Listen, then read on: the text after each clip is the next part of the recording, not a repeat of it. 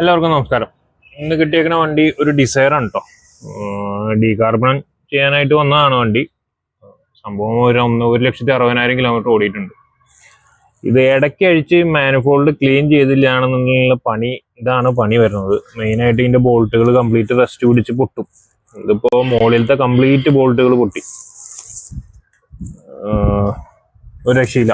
Bolt complete പൊട്ടി. അതേമാതിരി തന്നെ ഇതിൽ ഹെഡിലൊക്കെ കണ്ടില്ലേ, അത്രമാത്രം ബ്ലോക്കാ, കംപ്ലീറ്റ് ബ്ലോക്കാണ്. ഹോൾ തന്നെ അടഞ്ഞിരിക്കുക, എല്ലാത്തിനും ഹോള് കാര്യങ്ങളെല്ലാം അടഞ്ഞിരിക്കുക, മൊത്തം കാർബൺ കയറി അടഞ്ഞിരിക്കുക. ഇപ്പൊ മാനിഫോൾഡ് അഴിയുണ്ടായിരുന്നില്ല, മാനിഫോൾഡ് ഇപ്പൊ പൊട്ടിച്ചെടുക്കുക ചെയ്ത്.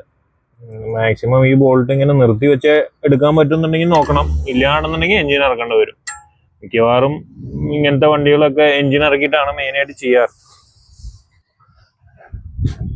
ഇതിപ്പോ മാനിഫോൾഡ് പൊട്ടിച്ചെടുത്തേക്കണം. ഇതിലും കണ്ട തന്നെ അറിയാം എന്തോരം ഉണ്ടെന്ന്.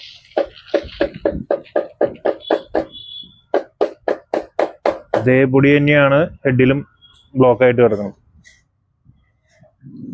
മാനിഫോൾഡ് പൊട്ടിക്കാണ്ട് എടുക്കാൻ യാതൊരു വേറൊരു ഇതുണ്ടായിരുന്നില്ല, പൊട്ടിക്ക് തന്നെ വേണമായിരുന്നു.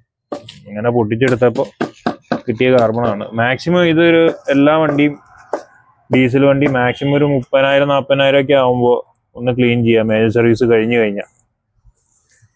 സ്വിഫ്റ്റിന്റെ മെയിൻ ആയിട്ടുള്ള ഈ മുകളിലത്തെ ബോൾട്ടാണ് മെയിനായിട്ട് പൊട്ടുക. താഴത്തെ ബോൾട്ട് ഈസിയായി അഴിഞ്ഞു വരും. ഇതിലൊരു സ്ലീവ് വരുന്നുണ്ട്, ഈ സ്ലീവിലാണ് അത് ഉടക്കിയിരിക്കുക ഫസ്റ്റ് പിടിച്ച്.